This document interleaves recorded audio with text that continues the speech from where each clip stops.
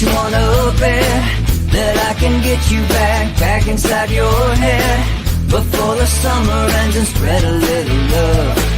Just for a little fun, I'll make you come back to me before the rise of every sun. Baby, it's meant to be, I know you got a man, but he don't understand. You're gonna be a heartbreaker,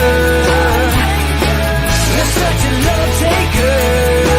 So just suck me in and you can toss me like a cigarette, 'cause I just wanna be a bad habit, yeah.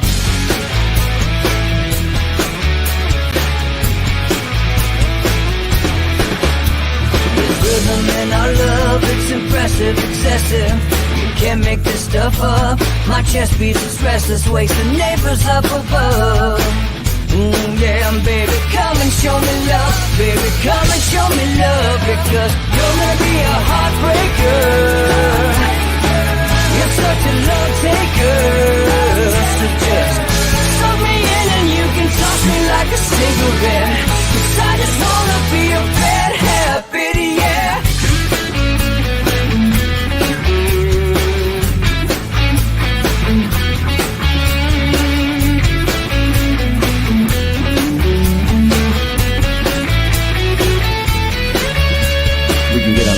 Take a one-way ride, steal us away to find a place we can hide. It wouldn't take much to disappear for a night, just to give into the need and leave it all behind. 'Cause I know that you know that I know that you want me. You told me, now show me, come blow me away. 'Cause I know that you know that I know that you want me. You told me, now show me, come blow me away. You're gonna be a heartbreaker, you're such a love taker. So just suck me in and you can toss me like a cigarette, 'cause I just wanna be a bad habit, yeah. You're gonna be a heartbreaker, you're such a love taker. So just suck me in and you can toss me like a cigarette, 'cause I just wanna be a bad habit, yeah. Suck me in and you can toss me like a cigarette, 'cause I just wanna be a bad habit, yeah.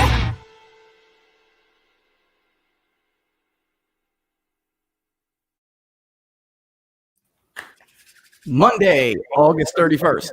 Got some feedback here. Maybe Laura. It is Laura. Anyway, thanks for watching Inside the Numbers with the People's Pundit. Follow me on Twitter at People's_Pundit right there. And don't forget to follow along on at PPD News as well on Twitter. Like the page on Facebook and subscribe on YouTube, which we're making a nice little run here, right? So it's Monday, and I got some good news. I got some bad news. The good news is I got a lot to share with you today. Like, I'm hesitant. I have been hesitant since 2014 to look into, to draw too many conclusions, guys. I know you always have a ton of questions about public polls, but I don't conduct them. So it's really hard if I'm not seeing the raw data behind the polls that the media are conducting or not, right? Or the polling, the new polling or lack thereof. It's very hard. And I know, everyone loves to hear criticism. Everyone likes negativity. So, but that's just not, it's just not the way I go. I mean, it's not professional. When I have my own stuff, I feel a lot more confident to be able to tell you what I see, right? And I have a lot to tell you there. The bad news is I got to shorten the show today because I have a lot of stuff to go over. All right. And more conclusions to draw. Right. So it's a bit of a double-edged sword. And at least on the flip side of this is, tomorrow and every day, then we'll have more to talk about. I want to talk about a few things. One is what I do see in the polls, the convention fallout, what's going on right now. The media polls or lack thereof, right? Because there hasn't been traditional post-convention polling. There hasn't.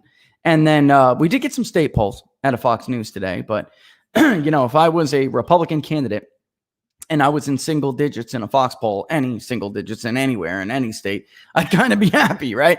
Because Joe Donnelly was supposed to win by 7. I mean, we can go down the list. Josh Hawley was tied in Missouri. That did not happen. Bradenson did not have a prayer in Tennessee. That did not happen.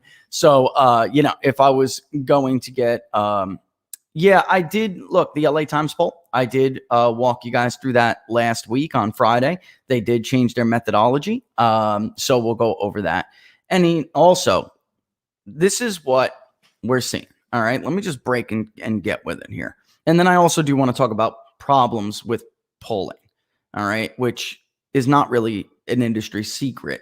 So I don't know why we're not talking more about it. Professionally, the industry is talking more about it. But publicly in the media, it's not getting any attention. All right.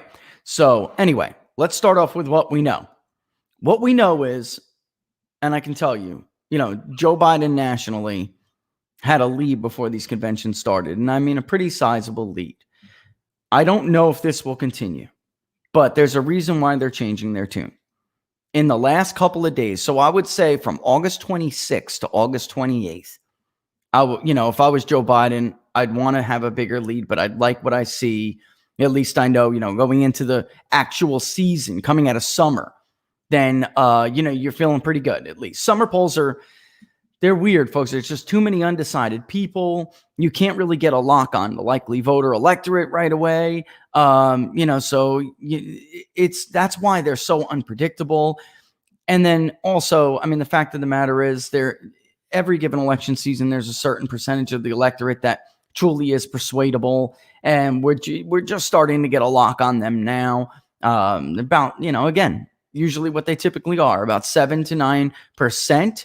Even though looking, quickly, maybe the top line say a little bit more, say a little bit less. It's generally in that range. Okay.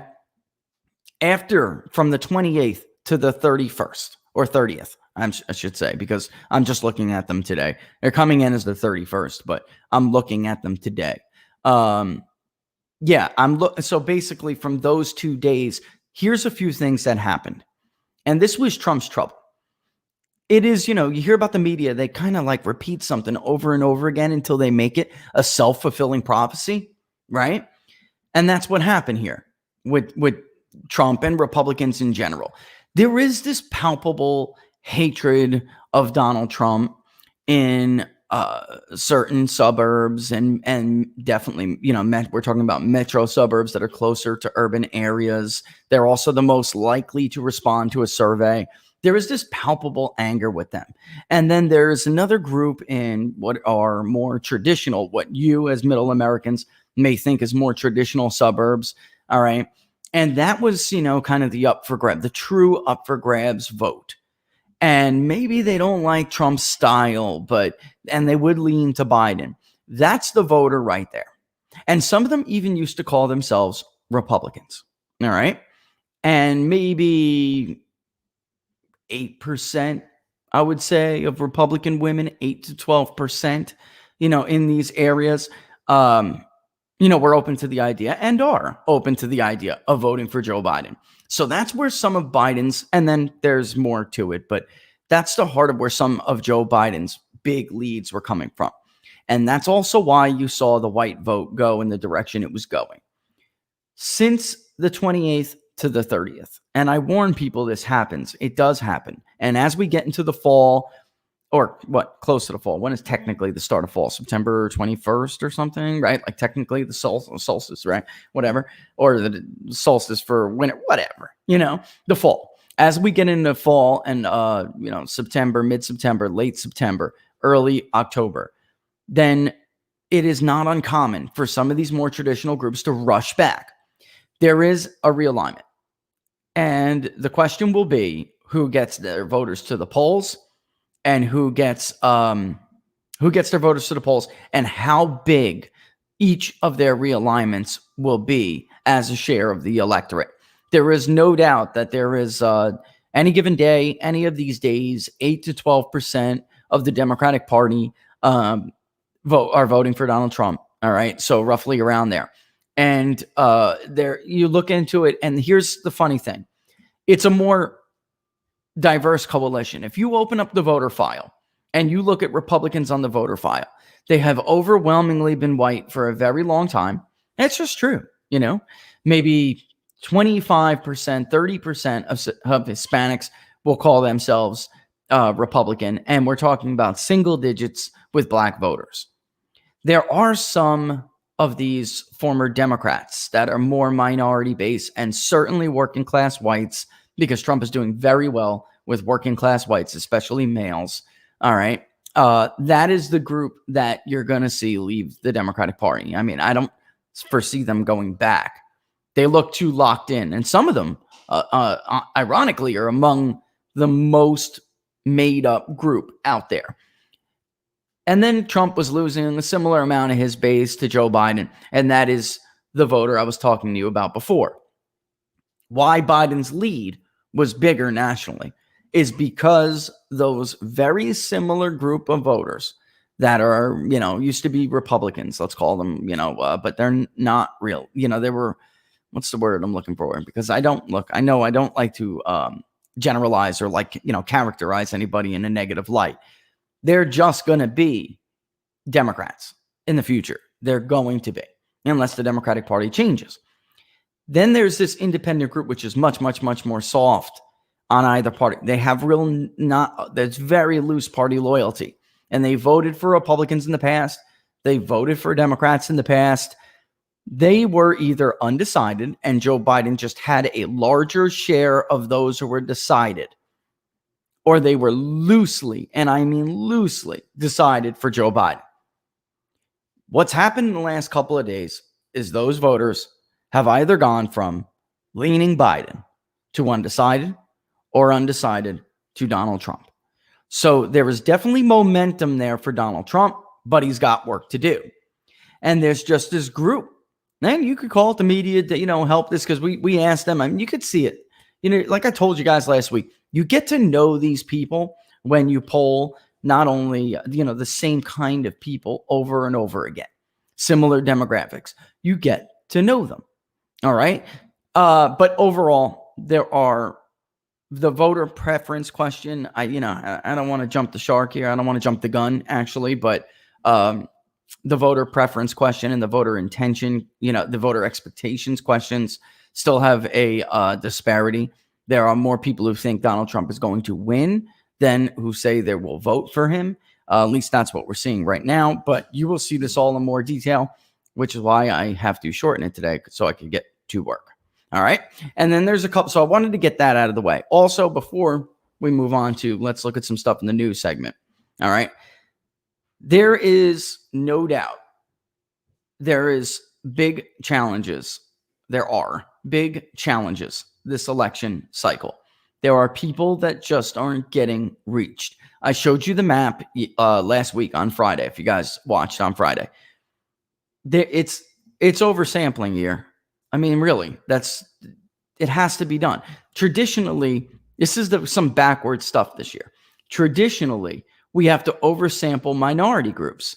All right. And what are typically Democratic voters, or what you would think would lean to be Democratic voters, traditionally, we have to oversample them because there are fewer of them. And we want to make sure we get a greater understanding of them. This time around, we're having to particularly Republicans. There's some stuff we identified, like in the raw data that comes in. Republicans they don't look like Republicans, right? So the self-identified ones, they don't match up when we open up the voter file and we say, okay, here's our, maybe 28% of the raw sample is Republican. Here's what they look like demographically. Here's what they look like by education, by region. They don't look like Republicans. And so I can't help but to wonder, because each mode it can be better or worse than another to gather up the, certain responses for certain groups. And by mode, I mean whether you got them through online, you texted them to their cell phone, did you email them an invite, did you call them on the cell phone, did you call them on their landline, did you call them with a live caller, did you call them using interactive voice response? IVR to a landline, ironically, still gives a pretty decent, respectable sample as far as representation goes for Republicans. All right. But some of these other modes this year are struggling. So we know the Republican Party is not 35, 38% white. But that's what some of these raw samples are coming in on as, which goes to tell you, you are not reaching a representative sample of a certain group of the electorate. Also, millennial men, they are very difficult to reach. All right. They just are. It doesn't matter if you're calling them on the on the cell phone live, if you're trying to reach them through an online panel, and you damn sure will not get them using interactive voice response calling a landline. They're very difficult to reach. Working class voters in more rural areas, they're just difficult to reach this year. All right. So there's some real problems. And I can't help but to wonder how much of this nested research, and by nest, I mean not just men, you can see the Fox poll come out, I'm sure they conducted it how they thought was thoroughly and whatever. How much did they nest that stuff, right? Are they looking at just male or female, or are they looking at males in certain regions, females in certain regions? Are they taking their party sample and breaking it down and saying, what does this party look like in the raw sample? I'm just not sure that's happening. I'm not, because just talking to other partners and other people in the business, they're having a lot of trouble. And I don't know why I'm the only one on a live stream talking about this or admitting this. I don't know why. I mean, some of this stuff is taken as gospel when it should be taken as, it should be educational, and it should be for the public to consume. It should be for politicians to consume. I mean, it's just good for politicians to know what the public is thinking. It doesn't serve anybody if there are no caveats or open dialogue about the difficulties reaching some of these people, which is making a whole lot of sense to me as to why I'm seeing, maybe there's a poll that everybody will say oversample Democrats. It's not oversampling, it's overrepresentation. You guys know that. But then another one is conducted by the very same pollster. The party split looks decent, but independents look like packed with partisans or something. And there's way too many post-grads in some of these samples. All right. I mean, some of them are just ridiculous. They come in the raw very heavy. And I am not convinced, which is why I hate, by the way, I absolutely hate criticizing most other pollsters. I mean, it doesn't really serve any benefit, but that's why, because until I actually see their raw, it's difficult for me to do. All right. I mean, we can look at track records, but until we see some of the raw data that comes in, it's very difficult for me to gauge it.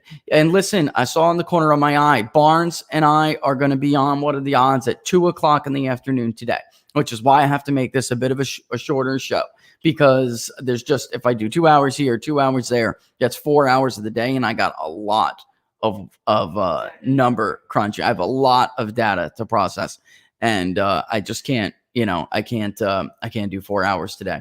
All right. So there that is. It's 10:18. Laura's not going to be happy. I'm just, it's going to be a little hard to take some questions. I'm trying to look, Laura, in the corner of my eye, and like some of them, I'll just kind of incorporate. Okay. All right. So, yeah, that's it. So look, how many people do you know change intros? Come on. I mean, the intro is the same for every single, it's just a troll. The intro is the same for every single one. If it's getting old, don't watch. Anyway, moving on. Yeah. So, listen, Evan asked a good question, and I saw there. Nebraska 2, if people didn't read what I sent out by RRH last week, I'll try to grab the link again during the break and send it out again, because it's in very detail. I will spend a day on Nebraska 2, Evan, all right, because that's a great question. Nebraska 2 just simply does not look the same as it did 1 election cycle ago, 2 election cycles ago. 3 for sure. It is getting more competitive. It's going to be a very close district. But it is one where if Democrats have a very good election, they may be able to flip. But look how hard it was last time in some of the, even though Democrats won the national popular vote by nearly double digits, they were touching up, close to it. They still could basically battle it to a draw. It is hard still, but it's getting more democratic because it's getting more educated, and there are more advanced degree jobs going there. All right. So that's how I want to put that. And then also with Kenosha, Kenosha also does not look like what it looked like 2 elections ago. but Kenosha is exactly the kind of place I'm talking about. All right. Exactly. And some of these, if you're just going to live call and you reach Democrats, maybe you get a sample of 1,800 people. All right. And you're just reaching Democrats on the live caller, then you may miss some of the Democrats that are in that alignment. All right. Realignment. I know because we're missing them until we go to mixed modes. And then when we go to mixed modes, we find them. We see them. Maybe we have to stick with that same mode, but we specifically oversample that group. And we're specifically targeting. And what I mean by that is we'll set a quota. Like if you're not in these areas, you won't qualify to take the survey. All right. That's what it takes. All right. And I just don't know that anybody else is doing that. I just don't know that. Yeah. Don't miss it. Barnes and I got a lot to talk about. We wanted to do this on Friday. And then there was like two unforeseen emergencies after another. All right. So, and then also to election night, we have something in the works for election night. Should be interesting. All right. I do see, I'm going to incorporate this question too. Well, because it's 10:21 and I got through the first segment a little quick anyway. Pinellas County is definitely more relevant now than Hillsborough. So the media, and we're talking about Florida for people who don't know the questioner's question. Hillsborough County has not been the bellwether for Florida in a very long time. The media continued to talk about Hillsborough for 2-3 election cycles and completely were late to the party. And that is why they kept getting Florida incorrect, even on election night. Oh, the Democrats got so much coming out of Broward and Hillsborough's blue. So, that's it. Hillsborough, the state of Florida is going to go to the Democrat. These people, you got to be careful with some. They act like things occur in a vacuum. They don't. When political coalitions change and evolve, it never happens in a vacuum. Never. So the goal of a party it's like an equation, guys, a very simple, basic math equation. Only sometimes when you're looking at multi-groups, it's not that simple. But the goal is when that shift occurs to be a net gain. When Hillsborough was getting more blue, other parts of the state were getting more red. And there have been some offsets there. Trump carried Pinellas. All right. Ron DeSantis and Rick Scott both lost Pinellas. And yet they still carried the state. Why? Because they made it up in other areas. And Monroe, same thing. That is traditionally Republican area down in Southwest Florida. Traditionally Republican, if you call it Southwest. I mean, yeah. But traditionally Republican. People like Bill Nelson, Democrats like Bill Nelson actually used to do pretty well there. All right, because they do well among moderate white voters, especially even seniors. So they would do well there. Last time they slipped Pinellas and Monroe, yet they still eked out victories because they ran up the vote totals around other parts of this. Collier County, which is pretty close. Collier County, Lee, they're squeezing votes out of these areas. All right. So there's no one, not a Republican candidate, not a Democratic candidate, who will carry the state of Florida by 10 points or more. And to entertain such a notion like that, which is why, I'm not going to fire at the pollster. Maybe they just missed out, maybe they just missed a bunch of people. It's easy. Believe me, I'm getting less critical of them as I go. Be honest. I am, because I am seeing some of these challenges. What I'll remain critical of them is not admitting it. So just pretending as if all is okay when it's not. So I'll remain critical there, but I can easily see how a pollster could screw up Florida. It's very easy. It's easier to screw it up than it is to get it right. All right. Even our first poll in 2018 had Gillum up by 4. That was not going to happen. That was not, no, it was not, it was going to be razor thin, but it was up by 4 because, of the independent vote. And there was some social bias there. Florida is a state that will show a lot of social bias. All right. So, it's difficult, guys, but nobody is going to win the state of Florida by 10 points or more, 14 points. I'm not going to, I'm just not going to name names and give people, but that is wishful thinking bleeding into political analysis. Again, And it shows less about what, that it tells you less about what Florida is going to do and more about what that particular analyst would like to see happen. That is not going to happen. Barack Obama won in a landslide. Landslide. And how much did he win the state? 4 points. That was a huge win in the state of Florida. George W. Bush, a huge, actually, no, I'm sorry, I'm wrong. George W. Bush won by 4.5 points. Barack Obama in his 2008 landslide won by 2.4%. This crazy. It's lunacy to think otherwise. And the bottom line is some of this analysis off of who is requesting ballots and who isn't. There have now been multiple rounds of voting where we have really pumped up how many people requested ballots, what they look like. Democrats are going to be more inclined to request their ballots and vote by mail this time. I think it's pretty safe to say. All right. In the end, it didn't matter on election day, did it? In Washington, it didn't matter what everybody said about Washington and the ballot requests, did it? It didn't matter what they said about the Florida primaries. It just didn't matter. Pennsylvania, it did not matter. They were disproportionately assuming that people were just simply, they were disproportionately assuming that the outcome would be better for Democrats. And we do this all the time. Yeah, Joseph, we're going to talk about that in about 3 minutes. We're going to go to our little 30-second so I can grab a drink of water.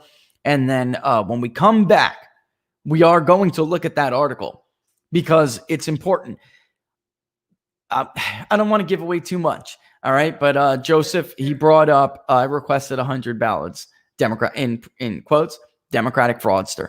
Yeah, we are going to talk about the media's myth that there is no election fraud in this country, that there is no absentee and particularly mail-in absentee ballot fraud. That's ludicrous. I mean, there are indictments already. I just can't, I don't know how long we're gonna do this for.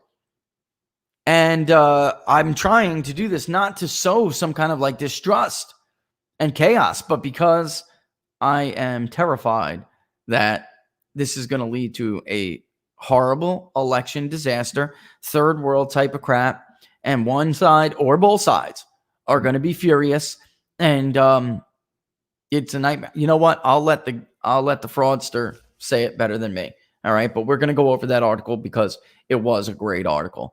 All right, it's 10:28.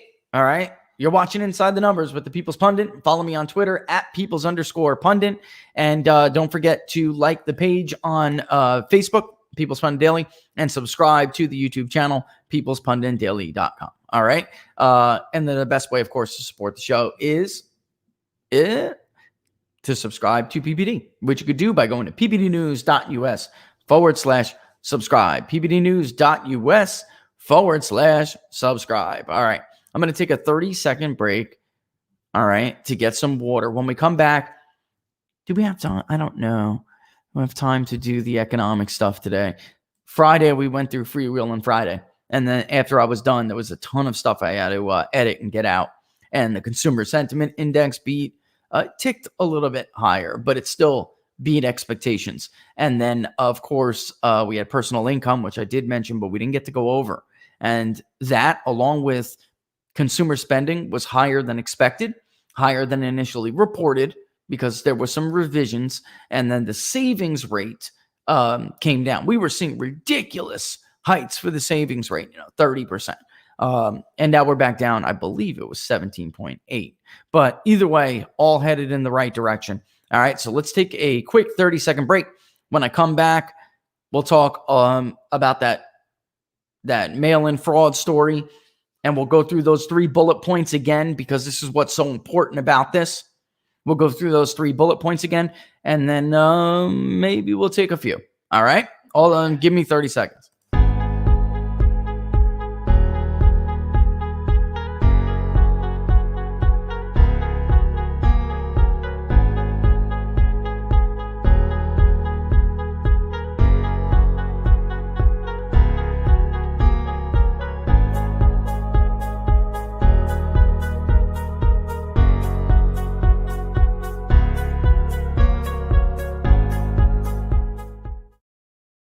clear that I know that there are protests still happening in Yes. major cities across the United States. I'm just not seeing the reporting on it that I Right, had that's right. for the first few weeks. That's right. But they're not going now- to stop. They're not going to stop. And they're not, this is a movement. I'm telling you, they're not going to stop. And everyone beware, because they're not going to stop. They're not going to stop before Election Day in November, and they're not going to stop after Election Day. And that should be, everyone should take note of that on both levels, that they're not going to let up, and they should not. And we should not. So somehow after talking like that, and then on even on June 1st, Laura, I mean, I was going through some of Kamala Harris's tweets, and on June 1st, she tweeted, "If you're able to, chip in now to the Minnesota Freedom Fund," which was the fund for the, I mean, look, you can call them protesters. There were riots at this time. There were riots. There were burning police stations to the ground and destroying businesses. All right. Excuse me. She said, if you're able to, chip in now to the Minnesota Freedom Fund to help post bail for those protesting on the ground in Minnesota. As we all know, Biden's team donated to it. Democratic fundraising apparatuses were put into motion to get funds to these people. And what they were doing was posting bail. And then the rioters and protesters were running right back out to the street. Clearly over the weekend, Democrats absolutely see what's going on. Again, I told you where those groups were. And for people just tuning in, we're really talking about those independent women, all right, that were soft Biden or undecided. Overwhelmingly, I mean, if Donald Trump got the responses like he got last night, Laura, this is a real problem for Joe Biden. Really 2 nights, 3 nights almost. But when this started, even through the convention, there wasn't really much. It started, though, before Trump's speech, which tells me that, I mean, you could see it, the hint, because Biden was doing very well with it. He was doing very well. And then you could see it as these events unfolded. And that kind of slingshotted into the Republican convention. Now Democrats want to go from what you just heard Kamala Harris saying just short couple weeks ago to a whole new tune. They condemn the riots, but but police brutality is still real. I mean, it's because they created a monster. They can't. They cannot put this back in the box. They can't. The Kenosha was quiet for a few nights, and you'll never hear about this in the media, folks. But Trump sent the feds to work with the Kenosha Police Department. Feds, U.S. Marshals, the FBI. They worked with Kenosha police and identified some of these people who were organizing this stuff and nipped in the butt late last week, before they had a chance to kick off another night.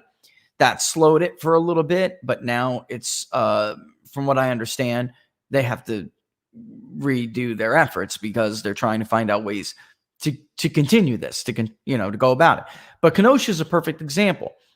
Those kind of independent women, all right, that live in places like that. That is the movement that we're really seeing. And I'm not sure, so what did the media do over the weekend to stop this bleeding? Because they see it too. They try to basically turn. Now, the narrative is Trump is responsible for these riots. Really, they're rioting because Donald Trump incites violence and anger. It's extortion. It sounds like extortion to me. Like, we're rioting because of him, and we'll only stop when he loses. So it sounds a lot like extortion. Like, vote for Joe Biden or else we'll keep burning cities. So far, I mean, the media just really kicked it into gear over the weekend, so maybe give it some time. But so far, it's not working. And policing and crime is shooting. It's past coronavirus now. When we first started polling, the economy and coronavirus were neck and neck. And then healthcare was number 3. And that's good for Joe Biden. That's where Joe Biden wants to be. Over the last week or 4 or 5 days, not even a week yet, not even a full week. Again, really could see it from the 28th to yesterday, the 30th. Policing and crime is shooting up. It has surpassed healthcare. And it may be by the end of this week, it may be the top issue. I saw some on the corner of my eye about the Democracy Institute poll. I'll just say this, from what we're seeing, guys, Joe Biden could win the popular vote by 3-6 points, still lose the Electoral College because of the concentration of voters that support Donald Trump. There is also voters who, when we look at their voting history, they really don't vote that much, but they voted for Donald Trump in 2016. And then some of them are older voters that haven't voted in a while, maybe even didn't vote in 2016, and are considering going and casting a ballot for Donald Trump because of what they're seeing. He needs to get these people to the polls. But those who do support him are disproportionately concentrated in the battleground states. So I'm a little bit, I don't know, just maybe we're wrong and they're right. Democracy, I don't know. I just think it's going to be very difficult for a Republican candidate to win the popular vote moving forward. Until there's like a hard, large realignment, which, rest assured, 50 years from now, you may be a Republican now, but 50 years from now, you don't like the look of the Republican Party and you're no longer a Republican. You may be a Democrat right now, and 50 years from now, you're no longer a Democrat. So coalitions shift, and we don't know what's going to happen in 50 years, but over the short term, some of the results are going to obfuscate the mid to long-term trend, which is that the battleground states, or I would say the Electoral College and the popular vote, will show a growing disparity. There's really people ask me this, why all the time. National polls used to lead state polls. So if you saw movement in the national numbers, the states were sure to follow. That's not necessarily the case anymore. It's just not. Because the states don't represent or reflect demographically the national numbers as a whole. There are some that are closer to microcosms, but that doesn't even necessarily hold up anymore. Democrats won the national popular vote in 2018 by 8 and change, yet they still lost the state of Florida, which is very close demographically, actually slightly more minority than the nation as a whole. So even those old rules are not necessarily holding anymore. All right. So over time, the national popular vote is going to be difficult for a Republican to win. I could see, let's say Trump has a super election, Laura, right? Mm-hmm. I could see where Joe Biden maybe underperforms in a Hillary Clinton in the state of New York. He was not a senator from the state of New York like she was. And then also I'm looking at places like Los Angeles, by the way, in some of our national polling. Tons of responses from Los Angeles, right? Oh, yeah. Tons of responses. I mean, these are the people who want to take the polls right now. All right. It's getting a little bit better for Trump, but those are always the first to the phone and the first to click their email open, right? Mm-hmm. And they're not terribly enthusiastic to vote for Joe Biden. So I could see where the enthusiasm is just wrong. And, or enthusiasm is just, it's so strong that it weighs Biden down at high population centers. But Trump would have to have such a good election that in the battleground states, he widens his margin in some of these areas. He would have to do that, right? In a state like Florida, for instance, I mean, he would have to widen his margin because it's a big population state and he would have to gobble up more votes. Texas, though, may be closer.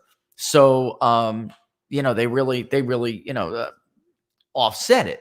I mean, it's going to be and sorry, I don't know if you guys hear that when somebody does that and it rings in my ear, but it's off and it still rings in my ear because it goes through a software. Weird. Anyway, so if somebody calls and you guys can hear it, sorry about that. But anyway, the bottom line is it's difficult. So, maybe, and his name is Patrick over there at Democracy Institute. Maybe Patrick's right and I'm wrong, but I still feel like we should pretty consistently see a lead for Joe Biden, even if it's a single digit, low to mid single digit lead.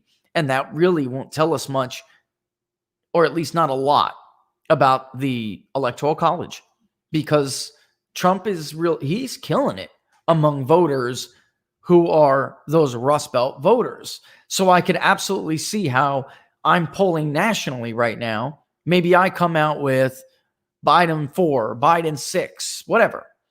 And Trafalgar is right about Wisconsin Trump +1. I can see it because Biden is not doing any better with those voters. Not really. He's doing better with those advanced educated degrees, even some that used to vote Republican. Ironically, income doesn't have much to do with it. There could be people who have a very high income, but they have maybe a bachelor's degree or some college, and they're a small business owner, and they're still more likely to vote for Trump.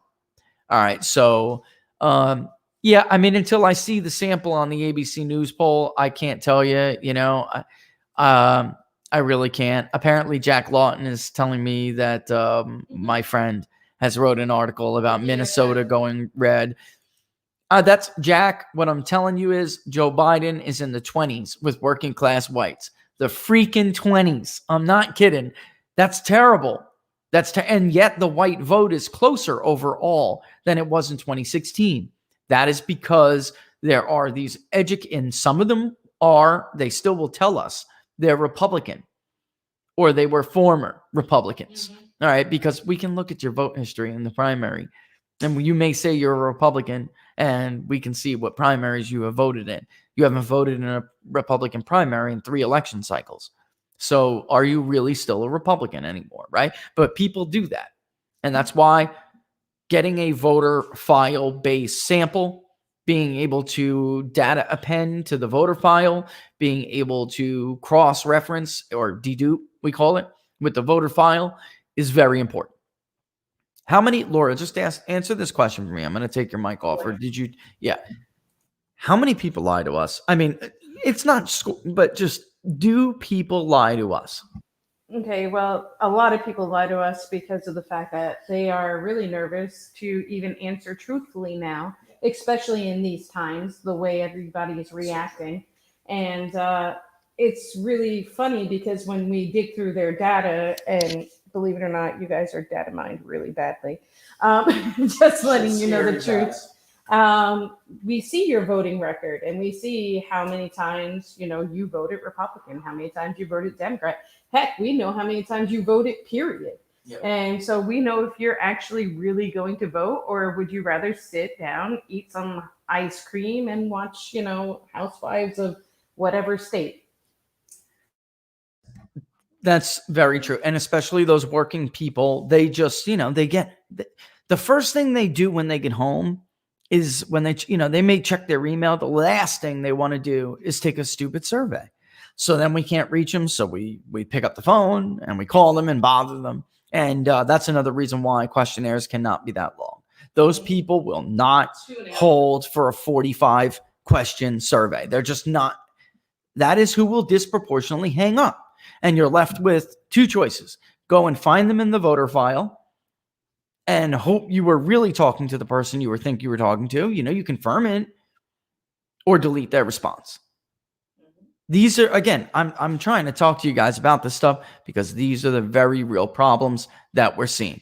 All right. And when I say educated, because somebody said, how could people of educated people vote for globalism? I'm talking about they have a graduate degree. They're working on an advanced degree. They have an advanced degree. They're not that much of the electorate. I'm seeing some polls, Laura, that are like 30% post-grad. That's crazy. Even in the 2018 midterm, and I left this up just to be able to cite this, okay? Even in the 2018 midterm, which was a good midterm for Democrats, 17% were postgraduates, okay? In 2016, which was a good election for Republicans, 1% higher, 18% were postgraduates. And I'm telling you, they are far more likely, an academic especially, or an advanced degree, they are dying to tell you their opinion. They'll hang on forever, man. You want to, they are dying to, when the other guys and girls just probably don't, some of them just frankly don't have the time. I wonder if it's because of their generation where they were, ignored as children. But let's not get into a social studies thing about it. I know where she's going with this. And I don't want it to, everybody has different experiences in life. So we see the world through our different lens. You know, look, there's no doubt. And this is kind of the thing with me and Laura. You know, when I spent time in academia, I used to tell Laura all the time, they just have a different worldview, Laura. They just have a different worldview. The truth is, some people, this is backed by data. Some people are more inclined to fall into a groupthink or to fall into the bubble, what you would think of as a bubble. And that's for all kinds of spaces in society, social circles, social media, even professional circles. And they want to be in a bubble. They're more prone to be in it. So they tend to think a lot alike. All right. Even though you would think, because I know it's tough, because you're like, well, isn't college and academia is supposed to be the place of free thought? I don't think I have to tell you that it's not anymore, folks. It is not. It's an institute. It is, yes. It is an institution, which all institutions promote commonality of thought. And they are institutions. They used to be higher learning and debate, but that's not really what they are now. So it shouldn't surprise you. And then also, look, it's not just us. Look at the Pew Research poll. You will see of social media behavior by ideology and by self-identified partisans. It's just true that the left and advanced degree people are the least likely to be open to somebody else's point of view. They are the least likely. Like I said, that's just backed by data. And Pew Research is not exactly a right-wing organization. So, all right. Anyway, let's get this voter fraud story in here, okay? If you guys did not read this, I should have put this in the YouTube thing. Do it. I should have. If you guys did not read this, and I'll put it into the YouTube thing. The New York Post had an article. We're going to go through it because it's that important. And then we're going to go through the 3 bullets again that I was talking about, 3-4 weeks ago? We did a whole series on this mail-in and why these mail-in fraud, these mail-in schemes are not the same as prior years. And it's much easier to commit fraud in mass. All right. Confessions of a voter fraud. A master at fixing mail-in ballots. All right. This is a great article, folks. A top Democratic operative says voter fraud, especially with mail-in ballots, is no myth. And he knows this because he's been doing it on a grand scale for decades. Mail-in ballots have become the latest flashpoint in the 2020 elections. While President Trump and the GOP warn of widespread manipulation of the absentee vote that will swell with COVID polling restrictions, many Democrats and their media allies have dismissed such concerns as unfounded. But the political insider spoke on the condition of anonymity because he fears prosecution, said fraud is more than the exception. His dirty work has taken him through the weeds of municipal and federal elections in Paterson. If you guys don't know what I'm talking about, this is New Jersey. Paterson, Atlantic City, Camden, Newark, Hoboken, and Hudson County. And his fingerprints can be found in local legislative, mayoral, and congressional races across the Garden State.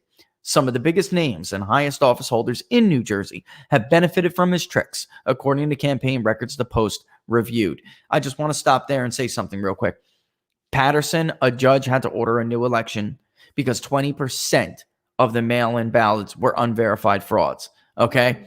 20%, folks. All right? It is horrible. That is third world, Laura. It's third world. This is what I was warning everyone about. It's third world. We're supposed to be the beacon of self-governance. We're supposed to be the model of self-governance. This is third world. I am telling you, there are elections in Afghanistan that have been conducted with more integrity than this. The purple finger. You guys, I'm sure some of you, I know you guys know what I'm talking about. All right. Anyway, that's Paterson, the one he just mentioned. And then he also goes in to say he's been in all these New York, New Jersey, Pennsylvania, basically a tri-state area. But he's just one guy. The Justice Department, he spoke on the condition of anonymity because he fears prosecution. The Justice Department should give this guy, if it is a guy, sometimes media plays around, but I'm sure it is since they already identified the gender. This person should get immunity from the Justice Department so they can tell everything. because this should scare you. He's going to tell you how they did it, at least in some ways. He's going to tell you how they did it before, where all of these unsolicited ballots were not going out. And this is what I've been warning all of you about. This time, it'll be so much easier for a person like this because they're not going to have to go through all the trouble I'm about to read to you right now. The unsolicited ballots will already be out. All right. Quote, an election that is swayed by 500 votes, 1,000 votes, it can make a difference, the tipster said. It could be enough to flip states. This is just one person and one area. If they have a slew of people doing this, they can rack it up a lot. And by the way, Al Franken would not have been the senator from the state of Minnesota if it wasn't for election fraud. That means there was never going to be an Obamacare because Norm Coleman was not going to vote for Obamacare. So if you think this doesn't have consequences, you are very sadly mistaken. The whistleblower, whose identity, rap sheet, and long history working as a consultant to various campaigns were confirmed by the Post, says he not only changed ballots himself over the years, but led teams of fraudsters and mentored at least 20 operatives in New Jersey, New York, and Pennsylvania, folks. Pennsylvania, a critical 2020 state. There is no race in New Jersey from city council to United States Senate that we haven't worked on, the tipster said. And that's funny because Bobo, Huggy Bear, whatever they called him over there, he was actually running a very close race against Bob Menendez in 2018. And then all of a sudden, it just got away from him. Quote, I worked on a fire commissioner's race in Burlington County. The smaller the race, the easier it is to do. A Bernie Sanders diehard with no horse in the presidential race. He said he felt compelled to come forward in the hope that states would act now to fix the glaring security problems present in mail-in ballots. This is a real thing, he said. And there is going to be an effing war coming November 3rd over this stuff. If they knew how the sausage was made, they could fix it. This is why I'm shining a light on it too. Does anybody really want to go through another election where we cast the doubt on the credibility of the winner? Can we deal with this? Yeah, like folks, I don't know why so many people think America is like immune from the rules of history. Regime credibility is a must. Mail-in voting can be complicated. Tough enough that 84,000 New Yorkers had their mailed votes thrown out in the June 23rd Democratic presidential primary for incorrectly filling them out. But for political pros, they're a piece of cake. In New Jersey, for example, it begins with a blank mail-in ballot delivered to a registered voter in a large envelope. Inside the packet is a return envelope, a certificate of mail-in voter, which the voter must sign, and the ballot itself. That's when the election rigging springs into action. The ballot has no specific security features like a stamp or watermark, so the insider said he'd just make his own ballots. Quote, I just put the ballot through the copy machine. It comes out the same way, the insider said. But the return envelopes are more secure than the ballot. You can never recreate the envelope, he said. So they had to be collected from real voters. Folks, these are states where ballot harvesting is still illegal. So you remember when we were going through this a couple of weeks ago and people said, well, Rich, it's not legal to ballot harvest there, so it should still be okay. Folks, ballot harvesting doesn't have to be codified to be real. This is not something new. They just want it legal so people don't have to go through all this trouble. He would have his operatives fan out, going house to house, convincing voters to let them mail completed ballots on their behalf as a public service. Sound familiar to anybody? Is this not how young Kim lost her seat in California after being declared the winner and being sworn in as a freshman congresswoman? Weeks after the election. How devastating. I mean, mentally, it must have been horrible, Laura, honestly. The fraudster and his minions would then take the sealed envelopes home and hold them over boiled water. You have to steam it to loosen the glue, said the insider. He then would remove the real ballot, place the counterfeit ballot inside the signed certificate, and reseal the envelope. 5 minutes per ballot top, said the insider. The insider said he took care not to stuff the fake ballots into just a few public mailboxes. but sprinkle them around town. That way, he avoided the attention that foiled a sloppy voter fraud operation in a Paterson, New Jersey city council race this year, where 900 ballots were found in just 3 mailboxes. Oh, God. That's an average of 300 ballots in one mailbox, folks. Well, It's maybe they carpool. oh my God. This is so bad. I mean, but it's fake. But it's all fake, and this is a right-wing conspiracy. And by the way, Bob Stefanowski in Connecticut, members of his campaign and operatives were accusing Democrats of doing this very thing in Connecticut for the governor's race. Connecticut was Bob Stefanowski was leading on election night. It looked like with the votes that we knew were out and what we thought was outstanding. I mean, with the votes that were in and what we thought we knew to be outstanding, it looked like Bob had an insurmountable lead. But it was gone the next, 9 hours later. If they had spread them in all different mailboxes, nothing would have happened. So what he's saying is they got a little bit greedy and a little lazy. Otherwise, you would never have known about the faux election in Paterson. Inside jobs. The tipster said sometimes postal employees are in on the scam. I'm reading this because did I or did I not tell you there have been indictments for this before? So when you think, the postal workers are public servants, they're partisans too. And if you don't think there can be an army doing this, look at how many people they can muster up to get into the street, to destroy, wreck, riot, loot, and apparently maim and murder. You think if they're willing to kill David Dorn, they are not willing to run around and stuff mailboxes? If they're willing to kill, I mean, this is if they're all right with bullets just, flying around and hitting 7-year-olds in the chest while they're holding their father's hand, you think they won't stuff a ballot box?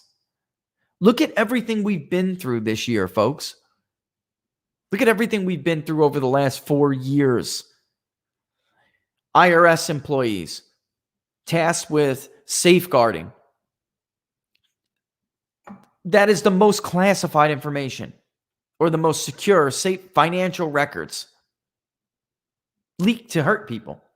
The former and long-term top staffer for the Senate Intelligence Committee, Wolf, was willing to leak to the New York Times top secret material in a manner meant to politically damage the president. It was part of the scam. He worked for the committee who was conducting the so-called serious investigation. I mean, I can go down the list. The NSA employee who was caught leaking what was really disinformation anyway, but it politically damaged the president, didn't it? You think she didn't know it was it was bogus? And where are the apologies? It's never going to come. Never. She said, where are the apologies for it? It's never going to happen. And my point being is, if you think that these people are so rabidly anti-Trump that they're willing to do this, but they're willing to do that, but not this, or there won't be postal employees who are going to be in on the scheme, you're crazy. I mean, you're living in a fantasy. This is not, sadly, this is not what the reality of elections in this country is about. It's this guy, whatever, I imagine they are identifying his gender correctly, their gender correctly. This guy's not BSing, folks. He's not BSing. Inside tips, and we have indictments to prove it. Sometimes postal employees are in on the scam. He says, quote, you have a postman who is a rabid anti-Trump guy, and he's working in Bedminster or some Republican stronghold. He can take those filled out ballots, and knowing 95% are going to be Republican, he could just throw those in the garbage, unquote. Listen, we in fact had that happen in Broward County. And other places, Volusia, we have seen this.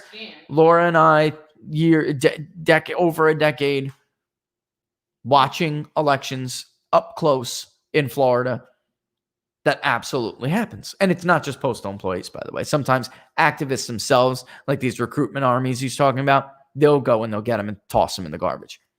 In some cases, mail carriers were members of his work crew and would sift ballots from the mail and hand them over to the operative.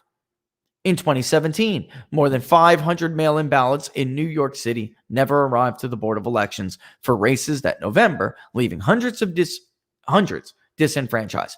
In fact, if you found out about 500, rest assured there are scores and scores more. And by the way, while I take a quick sip of water, remember this? It's strange to observe that in my experience in New York, paper ballots are extremely susceptible to fraud.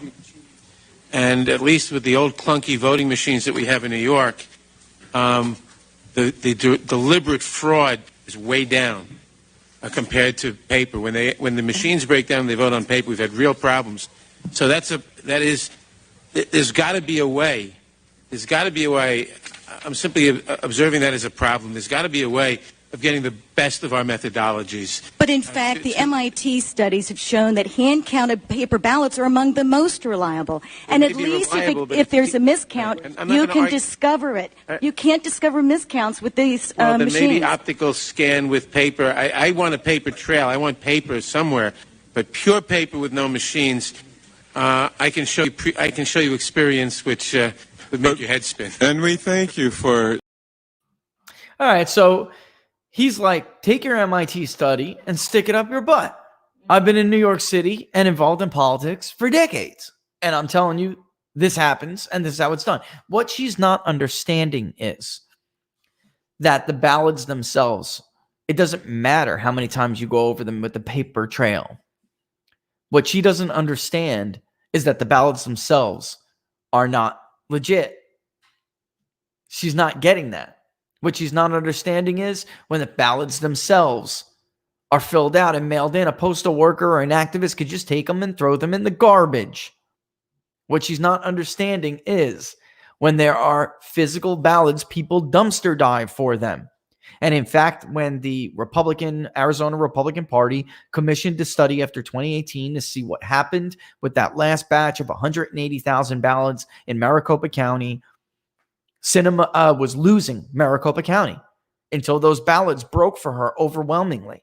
How did that happen, folks? Are we really to suggest those ballots were that far different? I mean, I'm telling you, we've been counting votes for years. That doesn't happen. You get the election day vote break and you calculate it, and it doesn't change if we're talking about same precinct to we get them for each precinct. We get them for each county. We get them for each township, whatever it may be. They don't change like that. Same thing with the absentee ballot vote. Same thing with in-person early vote. It doesn't work like that. This is a relatively new phenomena where we're seeing large chunks and they break in a way inconsistent with the rest of the vote. All right, so he says, they were eventually discovered in April 2018. Quote, for some undetermined reason, some baskets of mail that were bound to the New York City Board of Elections were put off to the side at the Brooklyn processing facility, unquote. City election boss Michael Ryan said at the time of discovery. Nursing homes, hitting up assisted living facilities and helping the elderly fill out the absentee ballot was a gold mine of votes, he said. There are nursing homes where the nurse is actually a paid operative. And they go room by room by room to these old people who still want to feel like they're relevant, said the whistleblower. They literally fill them out for them. The insider pointed to former Jersey City Mayor Gerard McCann, who was sued in 2007 after a razor-thin victory for a local school board seat for allegedly tricking incompetent and ill residents of nursing homes into casting ballots for him. McCann denied it, though he did admit to assisting some nursing home residents with absentee ballot applications. Voter impersonation. When all else failed, and this is focus here on this, all right? The insider would send operatives to vote live in polling stations, particularly in states like New Jersey and New York that do not require voter ID. Pennsylvania also, for the most part, does not. The best targets were registered voters who routinely skip presidential or municipal elections, information which is publicly available. I showed it to you. We opened up the voter files. I showed it to you. I easily just hit some check boxes, folks, to specifically identify them. There were tons of them. Tons of them. And they're disproportionately in blue areas. And when I say tons, I mean hundreds of thousands to even millions. 200,000 in Clark County. Just keep all of that in mind. If you watch those shows, keep all of that in mind while we listen to what he says goes on. And then think about now how they no longer have to go through all of this trouble. It'll be so much easier to get up these ballots and send them in. It'll be so much easier, especially if you have male people helping you. It would be so much easier to impersonate voters if there are no verification procedures. If they're unsolicited. They may not even live there anymore. Quote, you fill out these index cards with that person's name and district, and you go around the city and you say, you're going to be him, you're going to be him. The insider said of how he dispatched his teamster of dirty tricksters. At the polling place, the fake voter would sign in, get online and vote, unquote. The insider said, the imposters would simply recreate the signature that already appears in the voter roll as best they could. In the rare instance that a real voter had already signed in and cast a ballot, the impersonator would just chalk it up to an innocent mistake and bolt. Bribing voters. The tipster said New Jersey's homeless shelters offered nearly exhaustible pool of reliable, buyable voters. They get to register where they live in, and they go to the polls and vote, he said, laughing at the roughly $174 per vote Michael Bloomberg spent to win his third mayoral term. He said he could have delivered the same result at a 70% discount, like when Frank, I'm not even knowing if I'm Pupi, Raya, a real estate developer in Hoboken, Nabob, was convicted last year on federal charges for paying low-income residents $50 a pop to vote, how he wanted them to during the 2013 municipal election. Organizationally, the tipster said his voter fraud schemes in the Garden State and elsewhere resembled mafia organizations with a boss like a capo, usually the campaign manager, by the way, handing off the day-to-day managing of the mob soldiers to the underboss, him, or the consigliere, right?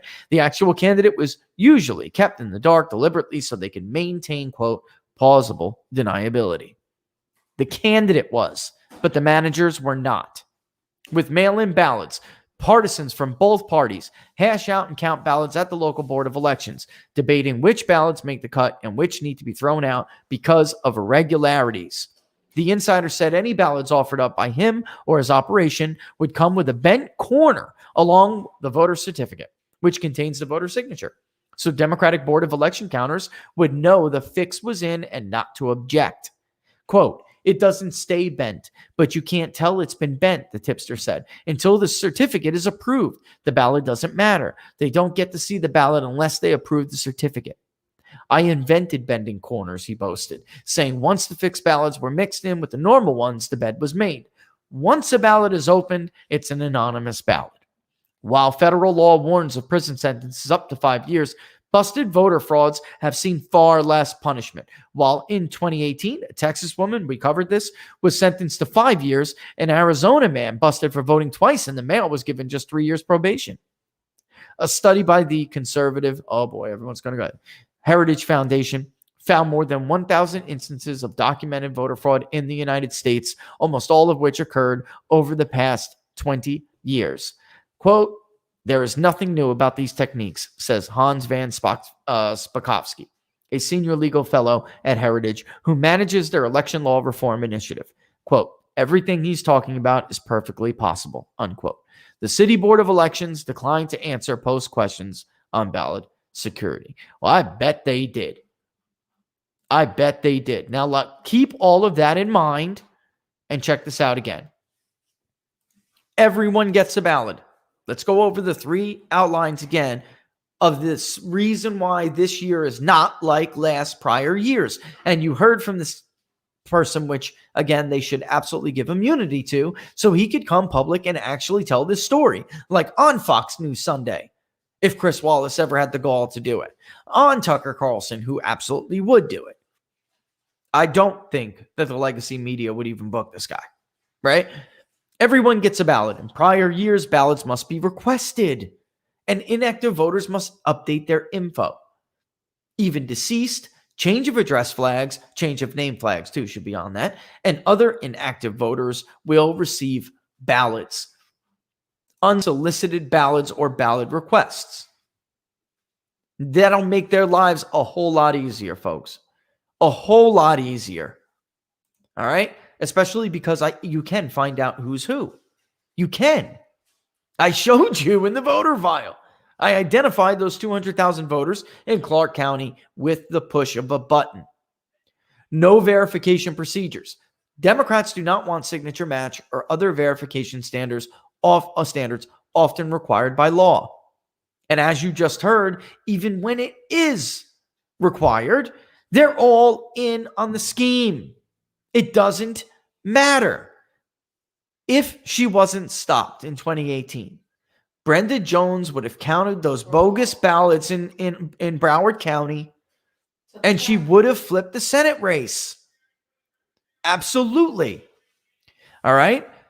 Number 3, ballot harvesting.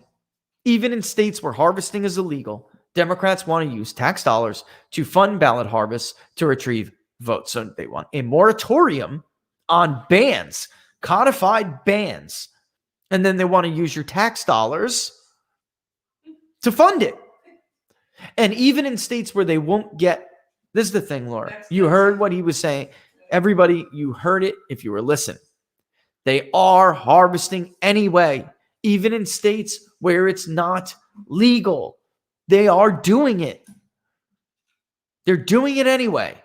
And what is the only conclusion we can draw from this? There is no innocent explanation. Nobody is this stupid inside of politics who actually lives, breathes, and works in this profession. Nobody is this stupid. Unfortunately, there really is 2 kinds of people in the media. There are 2 types of media. One, they're a bunch of liars. They're lying because they are ideologically corrupt, and they are essentially part of the scheme. So you are told it doesn't exist and it doesn't happen while they do it hand over foot. And then there's the other who are too damn cowardly to say anything about it. They are too scared of everybody else. They don't have the courage to tell you the truth. And then they'll make up some stupid little excuse when you get them in private. You know, it's best if we just don't. It's very important people have confidence in our elections. So it's best if we just don't talk about that like John McCain did in North Carolina in 2008. And elsewhere, by the way. I mean, again, Norm Coleman. He tried to contest it. But if you were Norm Coleman, wouldn't you go off on a crusade? No kidding. It's important. Richard Nixon. He did not lose the 1960 election to JFK. At least there is well documented what Daddy Kennedy did for him in Illinois and what Johnson did for him in Texas. Well documented. Illinois mattered. That election was decided at a razor's edge. And there are academics who have, put their reputations on the line to say that fraud cost Richard Nixon the state of Illinois. Afterward, he knew about it. They all knew about it. But he decided it was best for the country to move on. So he didn't challenge it. He didn't make a big fuss. And even when he won, they did nothing to stop it. Nixon won in the biggest landslide. And he won a second term. And it was a big, landslide in the second term. He didn't do anything about it. Republicans have never done anything about it. And then they complain later on. Marco Rubio's only complaining now in the state of Florida because Big Sugar lost their commissioner seat, their agricultural commissioner seat. That's the only reason why Marco's up in arms. And some other Republicans. But it's rare where you get like a Matt Gaetz, that will speak up about it. They have done nothing. And then these squishy Republicans will say, it's just, it's so important we just keep election credibility, and we don't want to rock the boat. No kidding, it's important. That's exactly why you should rock the boat.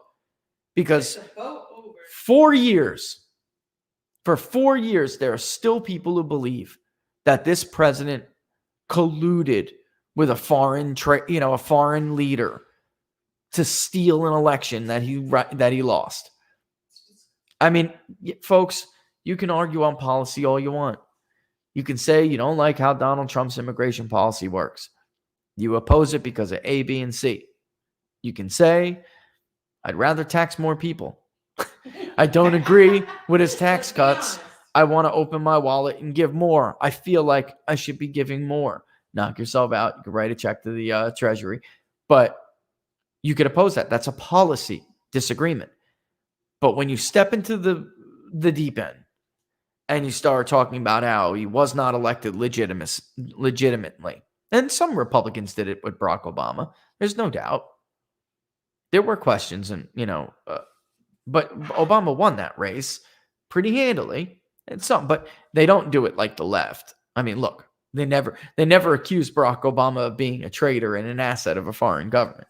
They may have said they played with the machines in Tampa, but that's about it, right? That's a big far cry. I'm not sure after 4 years of this, of telling half the country, or convincing almost half the country at one point, that the president was a traitor who treasonous collusion with Russia to steal an election. I'm not going to even say robbed. If he is defeated a week after the election, what the hell do you think is going to happen in this country? If he's leading in Pennsylvania on election night by 30 to 70,000 votes, and you start to see it trickle away day after day after day, what on earth do you think is going to happen in this country? You think it's bad now? Well, now they'll be met with a force. Yeah, like this is the difference right now. Right now, we only have one side going a little bit nuts and whatnot. It's not really, really bad until the other side goes nuts too, right? They're justified in fighting for their and this is right. Laura, but you just said that. On the flip side of that, a left-winger would tell you this violence is justified because they were told for the last 4 years Donald Trump is a Nazi who's persecuting black and brown people. All right. I know it's not. I know it's bunk. I know. I'm just simply saying people, and a lot of these Antifa, if you look, they're not. Black Lives Matter is largely a black organization. No, there are whites in, of course.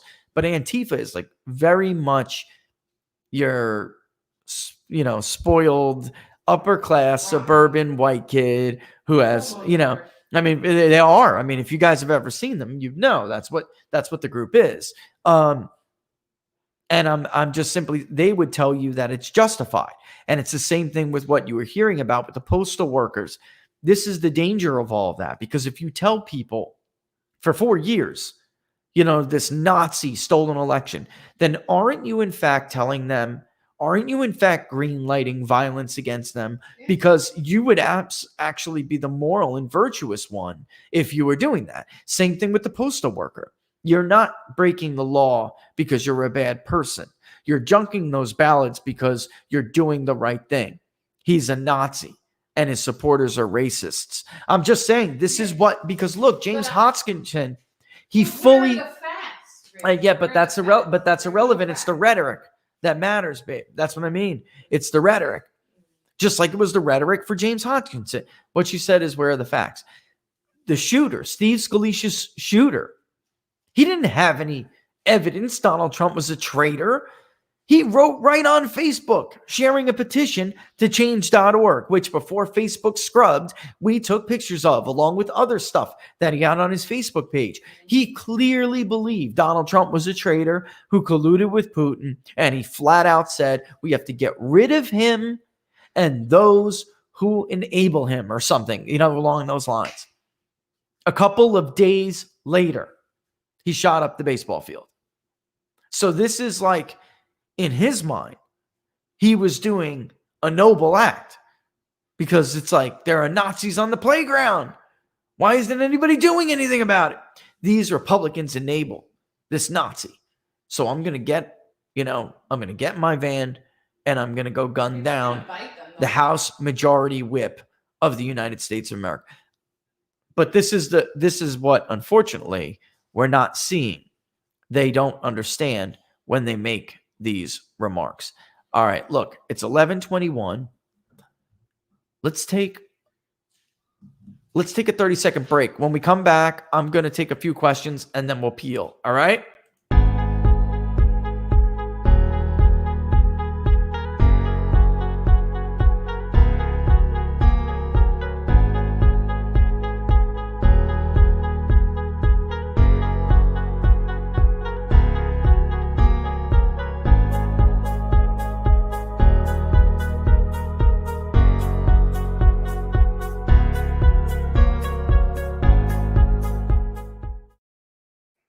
Yeah, I can. Yes, she's asking me questions as we go here.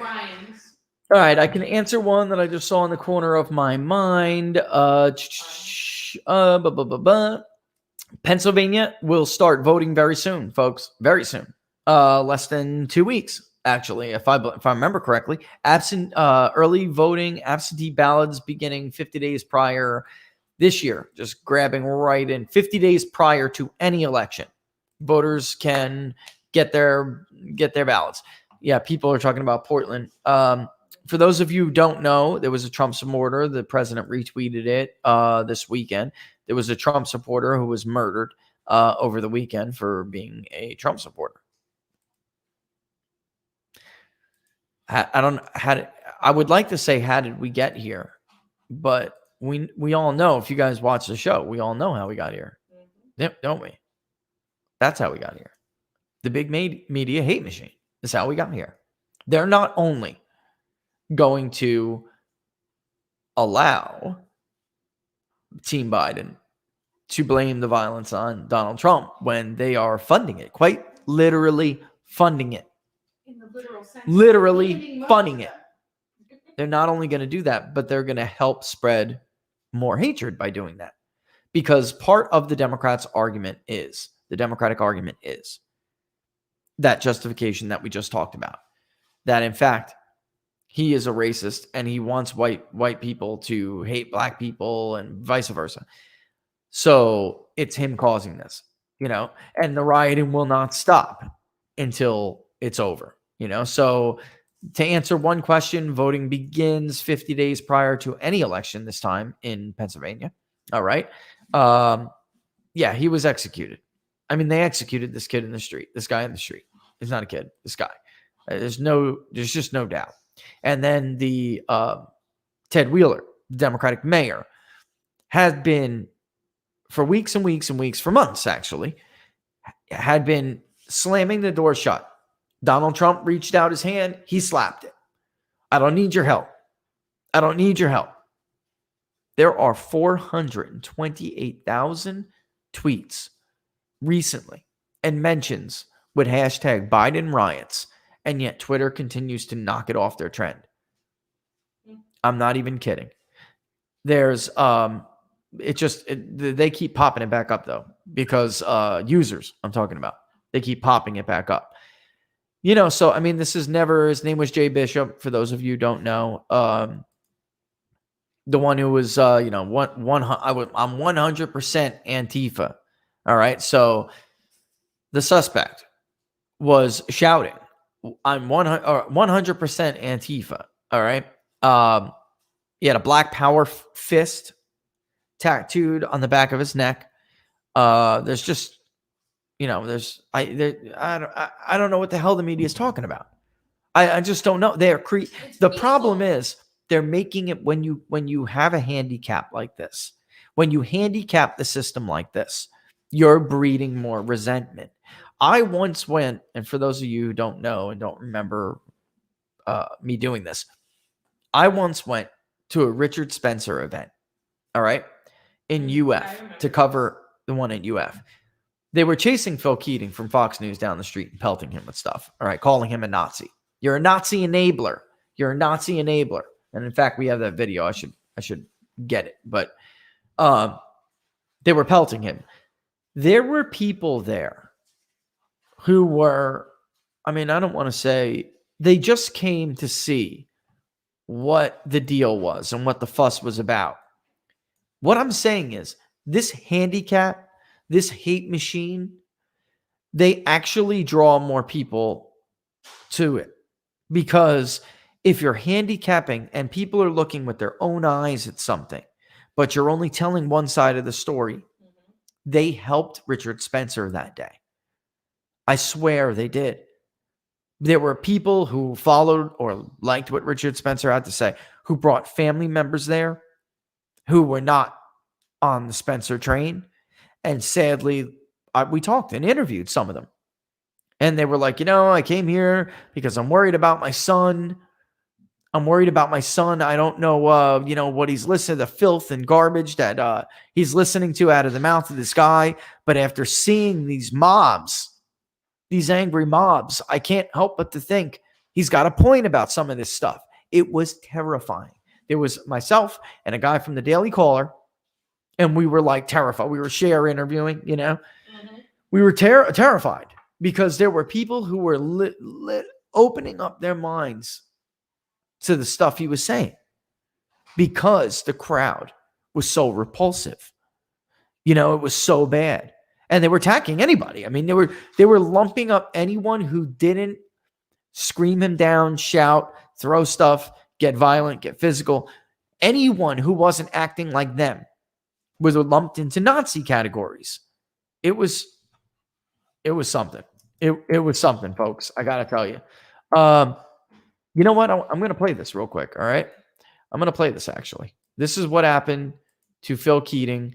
I was actually able to grab this. Okay, bear with me for a hot minute here. They should be able to hear the audio. Okay, let's pull this in. This is the stuff that actually pushed people. It's just on my YouTube. I just pulled it up. This is on PBD. All right. They should be able to hear it. All right, guys, we're back. We're starting to do some chanting. Whose streets are streets? So the event's over. There we go. So just a bunch of shouting down. Maybe 3 or 4 questions, maybe, of people actually, trying to talk and engage. And, just as a guy who looks at public opinion for a living, I think they just helped him more than they hurt him. I mean, it was a very, very bad display of publicly shouting down and that kind of stuff. It was worse than I thought it was going to be honest with you. So now they're all gathering up. And they're going to use this as an excuse to fight, like we got here. Here we go, right here. I'm trying to get in there. This is sad. All right, let's skip to Phil. Here we go. That's Fox News.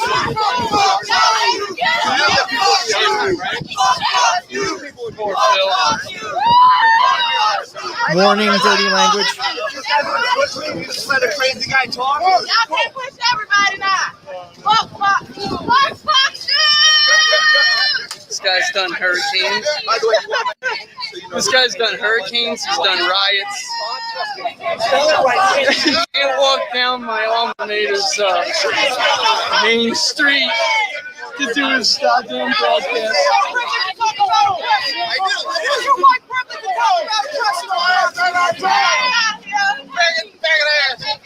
He's just trying to get away. Homophobic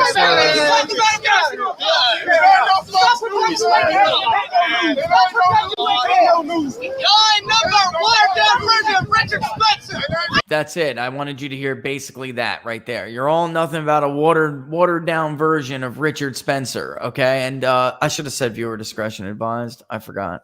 Homophobic slurs, racial slurs. But they listen what I'm saying. The point I'm trying to make is here, you see the mentality. So they view Phil Keating as a Nazi enabler, which is what they'll, shout him and they'll start throwing stuff at him. And Phil has to, he's walking slowly at this point. He's just trying to find a spot to set up. Like he's got his cameraman and he's trying to get a spot to do a spot for Shep Smith. It was for Shepard Smith back then. All right. And Shepard was trying to cut in and say, all right, let's go to Phil. And Phil kept going, we're going to have to do this somewhere else, Shep. Eventually they notice they're disrupting him and they move him down and he's trying to walk down. They followed him all the way down. I don't know if that was university. I can't remember what that is, Laura, but It was university. that's my undergrad alma mater, and it was not always like that. Truth be told, it was a pretty, a place of debate once upon a time, but they viewed him as someone who enabled, because he's Fox News, someone who enabled Nazi propaganda like Donald Trump, being fair to Donald Trump and, or fairer to Donald Trump. So that's what they did. And they didn't think he had a right to do his job on the show. Right. So, yeah, I mean, that kind of stuff was, it was turning off people, just, other people, like I was saying, and that helps the division. It helps. And the media wasn't telling the story. We were the only one who put up that stuff about Fox News, what had happened to them.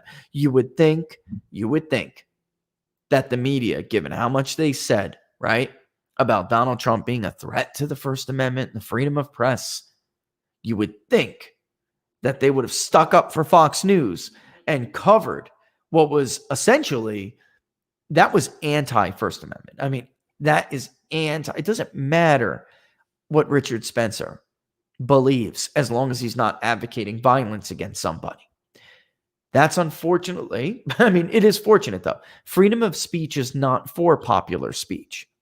It's for unpopular speech. That is pretty clear. I mean, and by the way, I'm simply saying you have to beat, America is a place where you have to beat people in a battle of ideas. It is not a place where you stifle ideas. And when you were doing that, they were doing that. It was making him look more attractive. And it was making me kind of, not just me or others of us there, it was just making us really uncomfortable because you could see how, and he was playing to it. He's like, see, like when he got into the auditorium to speak, he was like, see, they're not civilized, and it was like totally playing into their hands, it's horrible. And the media helped. The media helped because they're so willing to help the left in any form that they'll let that stuff go. Nah, look, I don't know, Joker, he said the question is good question. Will Biden's speech today hurt Trump in the polls, saying the riots are his doing? Look, let's give it some time. Let's give it some time to see. But I honestly believe it's going to be very hard for Democrats to turn it around. They are trying to appeal to those people who don't like Trump and are looking, because they sowed so much hatred of Donald Trump in the electorate. They're going after those voters. We were talking about them before, who don't really like Donald Trump. They like his policies and how his policies actually are ending up, but they don't like him personally, and they won't want to vote for him except for this. And they're like, well, how could Democrats govern if they don't even condemn mob violence, mob rule?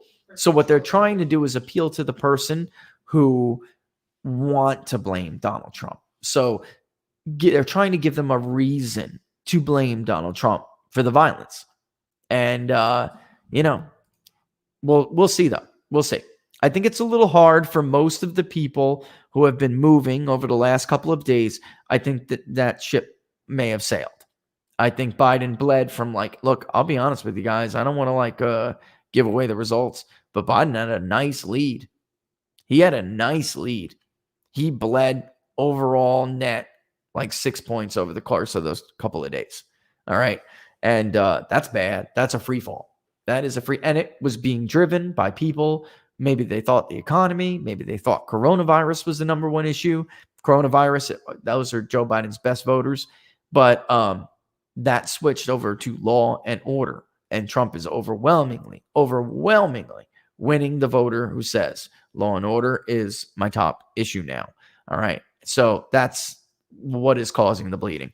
All right. So it's 11:35. I am going to bug on out of here. All right. We'll be back at 10 a.m. Eastern Standard Time tomorrow. Don't forget to like the page on Facebook, and it's People's Pundit Daily on Facebook. And don't forget to subscribe right now to the YouTube channel you are watching. All right. Follow me at People's_Pundit right there. And you can follow PPD at PPD News on Twitter. All right. Best way to support the show is to subscribe to PPD. We'll go through the usual today where I get off, do what I got to do, and we'll load it up with some more economic data. That's the best way to support the show. Get access to charts, everything. Can't promise we'll cover everything, but we can promise we'll cover everything that we do cover better than everybody else. All right. All right, folks. 10 a.m. Oh, yes. Thank you. Barnes. What are the odds with Barnes and Barris is at 2 o'clock today. That's why I got to bug out a little bit early. I got a couple of things we got to do. All right.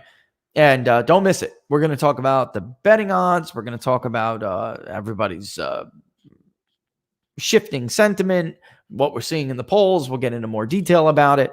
And we'll also, I am sure, talk about the impact of the riot. It'll be right here on People's Pundit Daily's YouTube channel. And if you guys follow me on Twitter, watch the feed. But the best way, of course, is to subscribe, hit that notification bell on YouTube, and you will get a ding right about a half an hour before we go live. All right.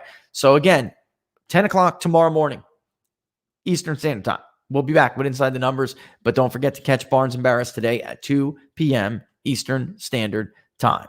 All right, all the best, folks. I'm kicking rocks. Tell you, I'll deliver more when I get it.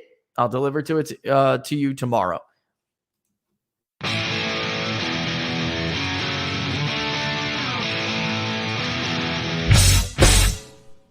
How much you wanna bet that I can get you back inside your head before the summer ends and spread a little love.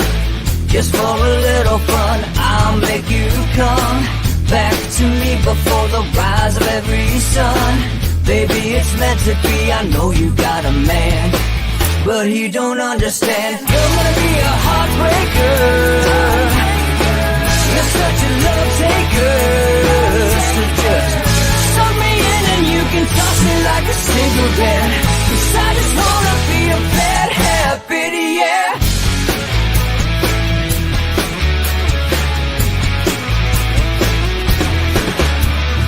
Rhythm in our love, it's impressive, excessive. You can't make this stuff up. My chest beats, it's restless, wakes the neighbors up above. Yeah, baby, come and show me love. Baby, come and show me love. Because you're gonna be a heartbreaker. You're such a love taker. So just suck me in and you can toss me like a cigarette. 'Cause I just wanna be a bad habit, yeah.